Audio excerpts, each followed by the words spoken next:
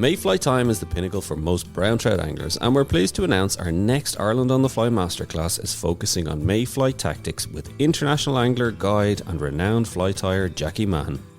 On Thursday, the 25th of April at 8 p.m, Jackie will be discussing how to make the most of the conditions, the best flies and methods to use, as well as giving his tips and insights from a lifetime of experience. So, to join us for this masterclass on Thursday 25th of April, just go to www.irelandonthefly.com/masterclass. Tickets cost €10 and all attendees will get a copy of Jackie's notes as well as access to the recording of the webinar afterwards.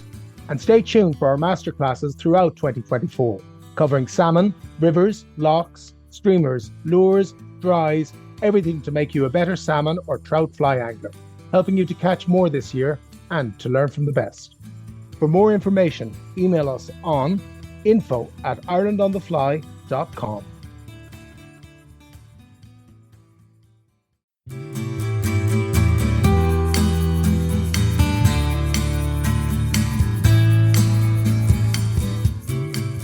Hello and welcome to the Ireland on the Fly podcast about the people and places of fly fishing in Ireland. This week we speak to Nicholas Grubb, who grew up in South Tipperary beside the Suir and the Tyer, and he tells us about the incredible catches of fish that were to be had growing up. It's a throwback to another age, and his great-grandfather Samuel also had a reported 62-pounder, which would have been an Irish record, but it was never measured or verified at the time. Nicholas also wrote an article for Salmon Watch Ireland back in 2022 discussing some of the reasons why he thinks salmon numbers have plummeted since the 1960s, and he goes into detail with us on them. Some are controversial, some are interesting and thought-provoking. But first, Tom, aside from the salmon, we got out for our first Ireland on the Fly outing last Friday to try our hand at early season buzzer tactics. It didn't go too well, unfortunately. Yeah, come on, Dara. Yeah, no, it didn't. Wasn't the most successful day we've had out, but at least we got out. We weren't. That was my first outing in the year. Yeah. Oh God, yeah, it was actually. Yeah. So at least we got out, and it wasn't one of the cancellations, of which I've had half a dozen of already this year. But look, what caught us was duck fly was virtually finished, and we struggled, from that day to find any fresh duck fly hatching. And that's a bit of a drawback. You need good hatches going on. You saw what happened. Like, it'll still happen near the end of the evening. We ditched the buzzer tactics and switched to dries.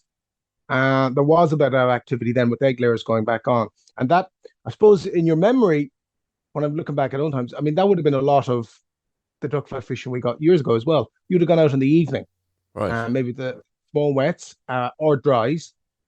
As the egg layers were going back, but because the nature of the egg layers, they're coming from the trees, so they're not passing up through the water, they're landing on the top of the water. So your buzzer fishing can really, if there's not fly hatching, as there wasn't, it can really turn off. It can go off. But we did have a very good lunch.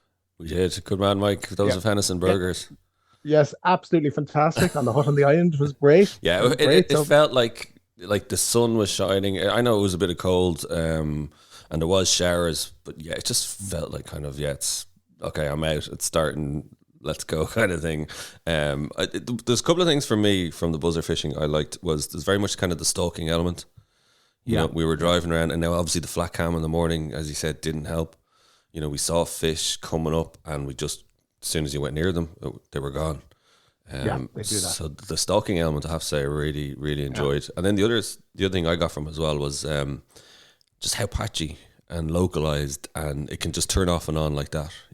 Well, going back to Mike said that in the masterclass. He touched about how local. That's one place where local knowledge can help you, and knowing where the duck fly holes are and finding, because they are very specific. Yeah. They're really specific. I remember you pointing out to me one of the drifts we were doing, and it was near the end of the day, and you were showing me, like, from here to, the island, 100, 200 meters. You were saying that's the Mayfly drift. That's the Mayfly drift. And a quarter of that would be the duck. If even, if even, Yeah. It was just, you'd go that distance to the duck fly, but for the Mayfly, you'd go right out to the yonder. Yeah. The blue yonder. Yeah. So no. At least we had a bit of action. Did get a fish and lost another one on the dries. So, you're not completely. What was it? Nice pound and a half, was it? Yeah, one of the dries there, and nice hit it on another one. Yeah. But that, if you remember, that lasted about 20 minutes. Yeah. It was That very was quick. it. You know, Very quick. they came up, they went on them, and that was it. And so that was last Friday, and we were thinking probably, is the duck fly gone? Is it still around in? It still is around. Like we fished a competition over the weekend, and there were still places where the duck fly was hatching on the lake. And the lads, the two young lads from Cong, Mark Gibbons and Barry Malloy, they went over to the east side of the lake and found places where there was duck fly hatching. So, that's the way it can go. One of the boats actually went down the lake the other day and found, you'll still find them. And look, there during this week, when I thought it was all over, Jason, who's been on the show with us, Jason O'Riordan and Dave came up, Dave Burke. Thought it was going to be strong. I thought there was going to be no duck fly. And we found one hole down at the end of the peninsula here where the duck fly were hatching. And that was after we tried mask in the morning and came back because it was dead loss. So we only got in the afternoon and picked up a couple of nice fish. So Jason got a lot of cracking fish. He was 48 centimeters. Lovely. And then Dave got a fish, and I sent you the picture. I'm nearly certain it's probably my own record. It's probably the fourth ever sea trout that I've had in boat in all the years I've been fishing in Carr. And it was a cracking fish as well. Yeah, it was a lovely fish. It was 44 centimeters. Yeah, I'll put it up for people to see. Yeah, do it. It was amazing. And it fought like a sea trout. It wouldn't stay down. And I've taken a couple of scales off the top, but they can't. I remember this happening before and taking scale samples of fish. If it's a regrowth on the scales or regeneration of scales, they can't be read. So there's no guarantee, but hopefully I'll get them read. What was it caught on? A buzzer. There was duck fly hatching. There was fish feeding in the hole. It was just after shower that we didn't think, first of all, it was going to come. And when it did come, we said it wasn't going to last, of which it did both. And just in the middle of a really heavy shower, it took just after. And then, funny enough, that shower killed the day. It absolutely just wiped the day. It got cold after that. That was at about, I don't know, was it 4:00? And that's the problem of early season fishing. It just killed it. The temperature, that I'd say it dropped by around 2 degrees. And it just, that was it. And you could feel it. And the haul you get on your breath. Yeah. You're starting to notice that. And you're going, yeah. Yeah, it's still so changeable, isn't it? Like, it's just. Oh, it really is. And the sea, really, but you were saying, so the sea trout, it's only fourth you've ever caught in. Fourth I've ever gotten, the biggest one that I've ever caught. Now, I've never had the other ones verified. First one I ever remember, funny enough, my mother caught it on the dam. And I had only been about 12 on a place here in South Lake, Carnarvon, off the Rulon Islands. She caught it on the dam. And I remember her father did a lot of sea trout fishing. He said, no, that's a sea trout. Got two others myself. One myself, then one we got one once, and we came in, throwback, and came in, said to somebody at the shoreline, said, we've got a sea trout. And they said, no, that wasn't a sea trout. They hadn't seen it. They just said, no, that wasn't a sea trout. Oh, so you see, that's what that's what you're faced with. Some people would say, no, couldn't be. They don't come in. Yeah, so it'd be very interesting to see with this one. Hopefully the scales might show up something. Say, but the pictures, the way it jumped about 10 to 12 times playing it, exactly like a sea trout. Can I ask you, actually, just on the sea trout, because obviously the Connemara, the West Coast, was known for its sea trout, but Carp was never known for that. Why is that? Oh, never. Why? Well, because they didn't have to leave the lake. There's plenty of food in it. Yeah, fair point. There's plenty of food. You look at all the lakes that have good sea trout, or used to have good sea trout runs. They wouldn't be. Remember, I told you once before here what Dr. Ken Whelan said about trout: fat cattle, fat trout. Yeah. Right? Yeah. So you look at Carb, there's plenty of food in it, plenty of fat cattle on the eastern shore as well. And so there's no reason for the fish to live. But you look at the Connemara lakes. Yes. And they're acidic. Sparse. They're very poor in invertebrate life. They're on a granite or igneous bedrock. So the native fish in it are small, will never grow big. So yeah, that's it's a simplification of the whole thing. Makes sense. But yeah, so. And obviously a few get in. Are they lost? Yeah. I don't know. And then this one, I don't know whether he's a slash or not. We in Curnamona, we have a couple of names, and we call we don't use the word Celt, we use the word slash. Just for sea trout? No, for salmon as well. Or trout. Yeah. For something that has spawned, we'd say that it was a slash. So I don't actually imagine it's an Irish word, but so he looked to me like a Celt, sea trout Celt, because he wasn't that fat. Now he wasn't a rank order, you know. So it looked to me like one that had spawned and was going to go back to sea. That's my impression. But was it? I don't know. Amazing to think, isn't Yeah, it? There's a few of them, isn't it? making their way up. Yeah, And how long yeah. did you say from the mouth of? From where we caught him, is about 20 kilometers, I'd say, to the end of the lake. It might be even a bit more because it was the end of the peninsula, and the whole lake is nearly 40 kilometers long. So it might even be a bit more than that because are up at the top end. Yeah, And interesting enough, in that bay, I caught my only ever spring salmon on the lake. And in right beside where that trout was caught, I caught a spring salmon once in April on a size 12 golden olive, and he had sea lice on him. And he was 9.5 pounds. That's my only spring salmon from the lake. In fact, my only ever spring salmon. So were you shocked? Like, well, I suppose you saw it leaping and you kind of went, "Oh, that." Yeah, we were both. What I thought then, I thought it was a small salmon slat that we'd hooked. I once got I covered a fish once with buzzers that was rising in a slick, hooked into him, and he was a Celt, a salmon Celt that would have been when he was fresh about 8 pounds, 7 or 8 pounds, and it was like an eel, but was feeding on duckfly, and got him on the buzzer. So that's what I thought. I thought it was, the way you get these really small grills. I thought that's what it was. But when you came in, you seen the picture, like it's trout. Yeah. Yeah. Oh, definitely. Yeah. No, we'll put it up. People can have a look. Yeah. It's amazing. The sea trout and carb as well. Oh, that's it. You never know what you get. You never know. You just never know.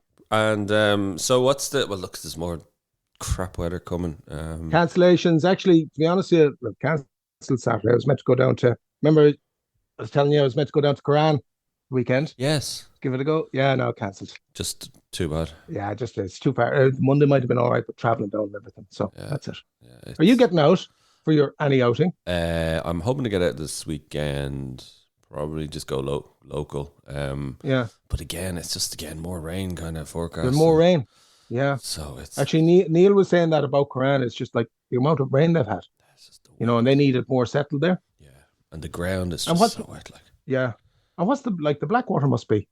Oh, it's way high. Yeah, no, yeah. I wouldn't even think about it. Like, I'd probably go down to the shore, like, just for a bit of trout fishing, like, but maybe just find one of the smaller tributaries at Harlow or something. So, yeah, no, just do a bit of trout fishing, just probably. I'll have a look, but it's like even, Jesus, walking down, slopping through the fields and just. Yeah.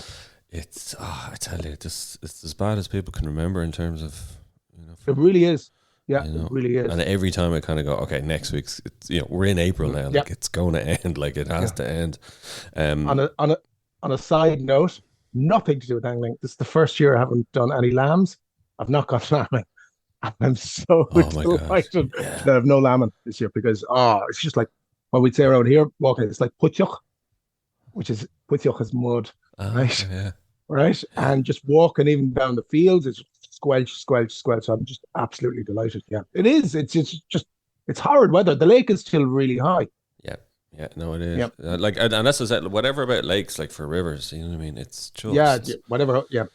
I'll mention actually, just people probably heard it at the start of the podcast as well. It might be hard to believe with all the rain, with the weather. Mayfly season is a few weeks away, so keep an ear out for the masterclass we are running with Jackie Mahon as well. It kind of keeps my hopes up in the sense of it can't still be raining by Mayfly season. Can it? Yeah. No, it can't. It can't. It won't. It won't. Yeah, fingers crossed. That's all we can say. So keep an eye out for that, folks. If you're interested we're doing that Mayfly Masterclass with Jackie Mahon in April 25th to get you set up for the Mayfly season. I'm kind of trying to think half full here, glass half full. There's better days ahead. Better days ahead. That's what we got to do. This week's guest is Nicholas Grubb, who the Grubb family were well known down here in South Tipperary as a commercial, I suppose, operations they had in terms of the mills. Really interesting family going back hundreds of years.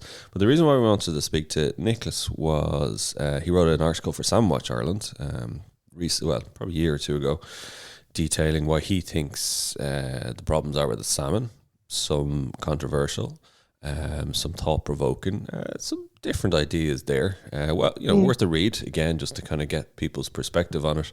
But I did want to speak to Nicholas as well, because his great-grandfather, Samuel Grubb, had caught supposedly a 62-pound salmon back in the day in Ardfinnan, which is near me here, and in South Tipperary. So I just thought it'd be interesting to talk to him about that. But then also, obviously, he has a few ideas around the salmon, and very much kind of a different take on things. So we thought, look, it'd be interesting to chat to him and hear what he had to say. But I first asked him about the 62-pounder that was caught by his great-grandfather, Samuel. My mentor and instructor, the late great fisherman and sportsman Peter Butler. Peter always told me that on the fishing down at Rathagalley, which was opposite Neddens, between Ardfinnan and Newcastle, there was a galvanized fishing hut there. I always remember it there. And on the wall of that was inscribed the record of the fish being caught, 62 pounds. Wow. And that's the only reason we reckon. And he caught one there, 62 pounds. But that would have been back in the 1890s, around that time, I believe. Would have been close to a record. Yeah, but not properly recorded. There was one recorded, I think, in the Knocklofty book, and I don't know what happened to that when everything bust up at Knocklofty House. There was one recorded there. It's a very big fish, around 60 pounds. Wow. It just shows you some of the size of the salmon that wear around in the Suir. Yes. And actually a point I make in that paper, in that piece I did, that opinion piece I did up for Salmon Watch Ireland, is part of the reason, or a main reason, why the Suir 100 years ago was the premier big spring fish river in these islands, virtually. It had a massive reputation, and that was partially or largely caused by my ancestors and their like, who built weirs across the river. Okay? Now, why is that so important? And people haven't got this in their heads. To have a spring run, you're expecting, please the anglers, you're expecting big spring fish to come in the month of February, okay, and come up the river and take your fly or your bait or whatever, and then in the course of the summer, survive in the river all those months until it's time to spawn in the autumn. You cannot expect a fish to swim. You need dead water where they can go virtually doggo. And that's terribly, terribly important. And people have an idea that all weirs must be torn down. Now, concrete weirs, definitely. Big concrete weirs. I'd tear the Shannon scheme down tomorrow, the Cork and in the Shannon, Ballyshannon, along with them, for reasons we might get onto.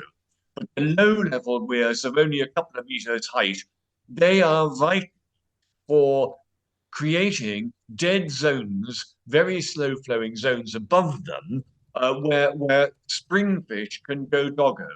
Otherwise, you have a river like the Owen Duff up in Mayo, where the fish run in June or whatever, and or even later still with the Owen Moor or whatever, and you have a very, very short summer-autumn season.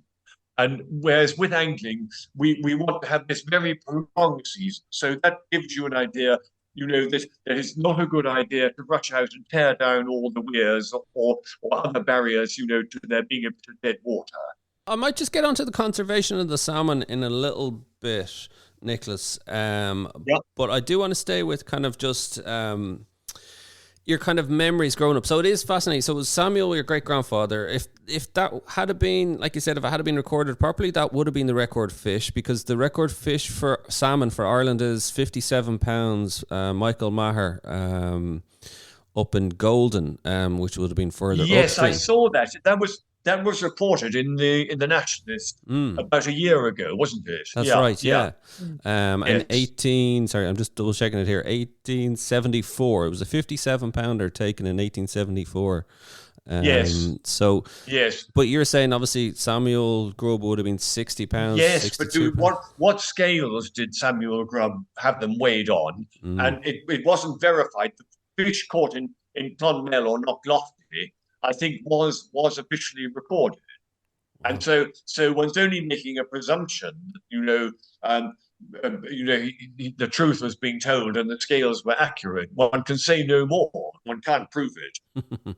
And tell me this: Yes. growing up, was there was salmon fishing and salmon a big part of the household for you growing up as a child, and for parents and grandparents? My parents, no. My father did very little of it. My grandfather, Raymond, the old colonel, was a very, very keen fisherman, and he couldn't understand as things began to go to the wrong. And I remember the poor old fellow. He took me down in the mid 60s. He got out one of the old hardy split cane rods, about 17 or 18 foot long, and took me down to Rathagalley, to Neddens, down below Ardfinnan, and started to fish the greased line. The greased line, it was called. Because in his days, of course, there was no modern floating line at all, or whatever.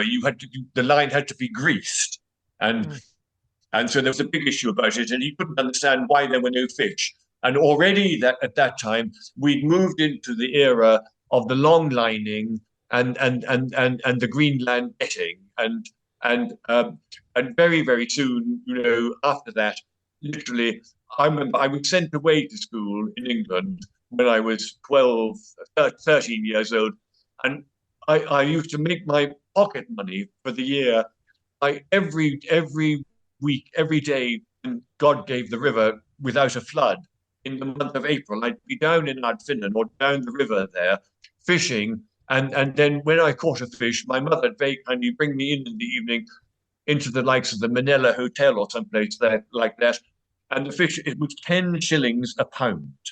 10 shillings a pound. But then suddenly, I think about 1968, 67 or 68, all went upside down, and we had the first major return of the diseased fish. Now, if I can explain, because I'm the only fellow who's going to tell you this, why did we suddenly have a whole pile of diseased fish and the whole stock half destroyed? The answer to that is quite simple.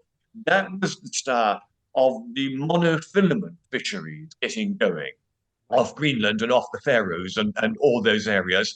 And what happens when you fish monofilament? You have a net a certain size, and you will have all the time fish escaping, half escaping, getting those features of their lips, either side of their mouth, torn, or big hairs along their dorsal fin, or whatever. And suddenly you had an enormous number of wounded fish who had no means, they hadn't developed means of dealing with such a lot of wounding.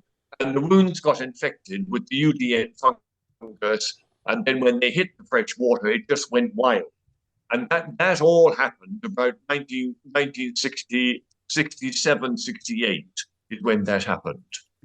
Could you remember, or take us back to what it was like then, Nicholas, just in terms of the amount of fish in the river? Do you remember, as a boy? Oh, Jesus, the amount of fish in the river River Tyer. No one fished for salmon in the River Tyer.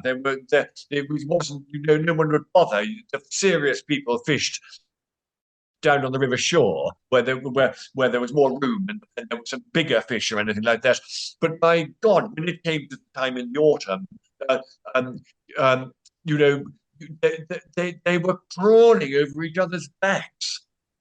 There were thousands and thousands of fish going up the rivers. Absolutely amazing. Back in the 50s, the Irish rivers were absolutely teeming with them. Here on the River Blackwater, there's a lot of records. And here in the fishery, the River Blackwater commercial fishery, because Barbara's people had about a third of it, of the rights. 100 years ago, there would have been 250,000 fish being caught on the Blackwater commercial fishery. 250,000. And then they suddenly became very valuable. in the 1860s. And why was that? And the reason for that was the coming of the railway. Because then what would happen is if they were got from the quay here in Villierstown, near us here, at Dromana, where I am now, if they could be got from the quay in Villierstown up to the station in Cahir to meet the evening train coming from the west, from Mallow direction, all the salmon were put on the train, and they were then in the fish market in Billingsgate in London the next morning at 11 o'clock, and they were worth money. If that wasn't for that, they weren't worth pig feed. And so it was a massively valuable. It's just absolutely terrible what's actually happened to it. I mean, the stock are reduced a lot now. This last year, I think there were about 2,500 caught, which would be what would be 1% of what there was then 100 years ago. And so it's all pretty sad, isn't it? Yeah, it's a very sad picture, and it's one, unfortunately, that seems to be resonant throughout the country. Nicholas, just wanted to ask you there, after your brilliant introduction from Peter Butler into fishing, did you carry on fishing much after I did a fair amount. I got so tied up, I was one of the first people into the Limousin breed, and then Barbara and I then ran the breed society for years and years and years, and then I was tied up in the Cattle Breeding Federation, and so I didn't have a lot of time, but I got fishing when I could, and I wanted just to tell you, which I sort of slightly forewarned Dara on, of an amusing incident back the way. It was on the occasion of when it was Barbara's birthday, and the father-in-law got a by-day at the prestigious Caresville fishery. You'll have heard about it up at Clonland below Fermoy, and he got a by-day of a Sunday. This is back to 20, 25, 30 years ago now. And so along we went, Barbara and myself, and we had our boy Alexander. He was about age 8, and we had a French boy over who was doing something riding pony clubbing or something. He was aged 8. The two boys had never caught a fish, and neither had the two women ever caught a fish. And so the night before, I dug out my old spinning rods, a couple of old spinning rods and netters and things like that. And I had to have to set up for the two boys. And I had an old trout fly rod, a single-handed fly rod, and I borrowed a left-handed reel off the father-in-law because I couldn't find the rest of my tackle, and set that up for what Peter Butler used to call a beta worm. And I went out the night before with a flashlight and got a few dozen worms. And so I was left to mind the two boys at Caresville, and the father-in-law took the women down the river to his favourite spot, and they never having caught a fish. It was vital then that they would catch a fish. And so anyhow, by the time we were to finish in the evening, the boys had lost every net I had and wrecked my tackle and all the rest of it. Alexander, having never caught a fish before, had 3 peel on the bank. The French boy, never having caught a fish before, had 2 peel on the bank.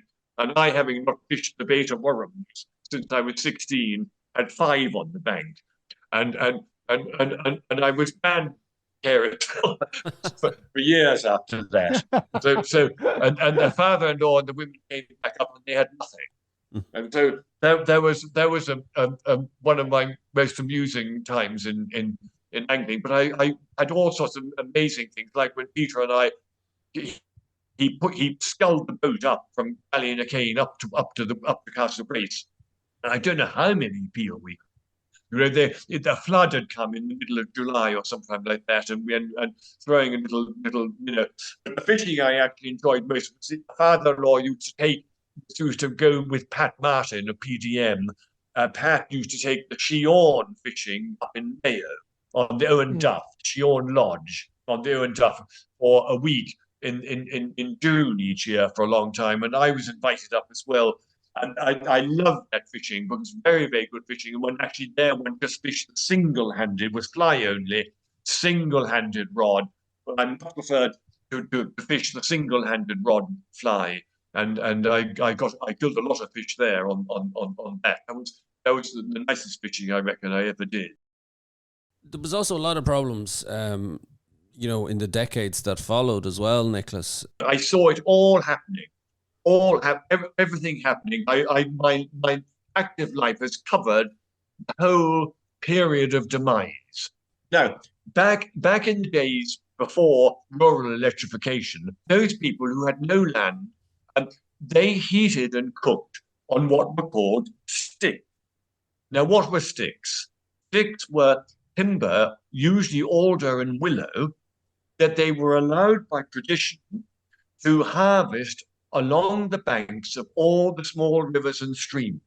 Okay, they were allowed to travel the streams. There was a sort of right of way, and so in the summer evening they would hit out with the bushman bow saw, and they'd go along the streams with a leather patch on their shoulder, and they'd cut 6 or 8 or whatever long 8-foot poles of these willows and whatever, bring them back home and stand them against the dry gable end. And then after church on Sunday, after Mass on Sunday, they'd cut them up into firing, okay? And that's how they heated their houses and cooked their meals up until 1955, when we had rural electrification across most of the country, certainly down Tipperary area, down the southeast. And so suddenly you had these people stopping doing that. And suddenly all that pressure was taken off, and you had trees growing everywhere suddenly. And so you had trees growing on the banks of the rivers, and you had trees growing all around the land. You go back to photographs of the 1920s and 30s in the National Library or wherever, and there is hardly a tree to be seen except on the walled-in virtually estates of the wicked landlords. And so you had a massive change in the ecosystem. Now, what happened then, because it all will be quite clear to see, what happened then was Peter Butler and I and all the people up and down the River Tyer and along South Tipperary there wondered why all the weed, the ranunculus weed, the keystone aquatic species, why that was dying in our rivers, okay? The rivers were being shaded out. And so the ranunculus was no longer getting the light and was dying and was no longer there, filtering out, grabbing all the fine silts and separating the sands from the gravel and giving clean spawning gravel, cover for all the small fish. And if you put a bit of it across your knee, as I often did, it would be full of freshwater shrimp, caddis larvae, something else, all of which provided the feed for all the fish as they grew.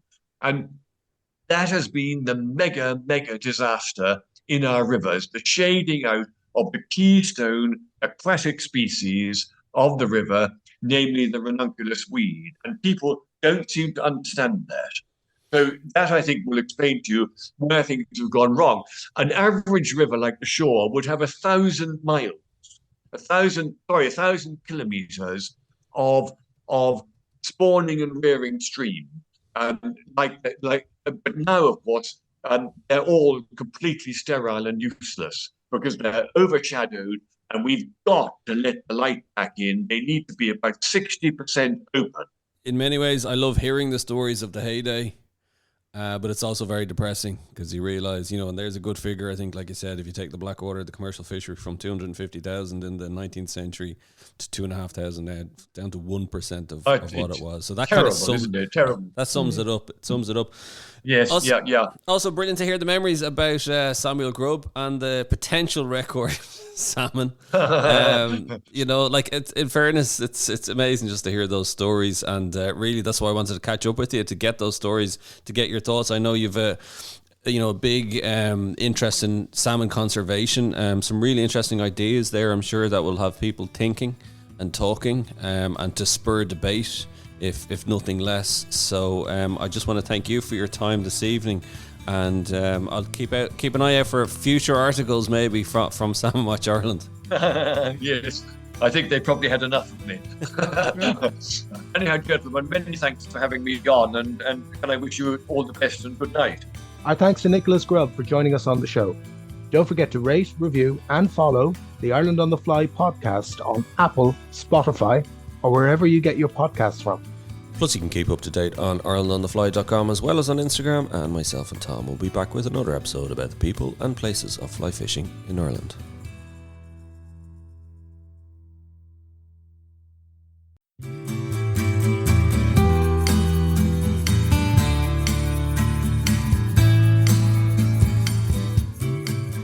Mayfly time is the pinnacle for most brown trout anglers, and we're pleased to announce our next Ireland on the Fly Masterclass is focusing on Mayfly tactics with international angler, guide and renowned fly tyer Jackie Mahon.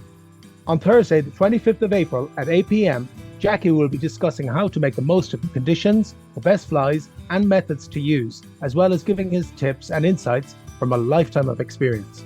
So, to join us for this masterclass on Thursday 25th of April, just go to www.irelandonthefly.com/masterclass. Tickets cost €10 and all attendees will get a copy of Jackie's notes as well as access to the recording of the webinar afterwards. And stay tuned for our masterclasses throughout 2024, covering salmon, rivers, lochs, streamers, lures, dries, everything to make you a better salmon or trout fly angler, helping you to catch more this year and to learn from the best. For more information, email us on info@irelandonthefly.com.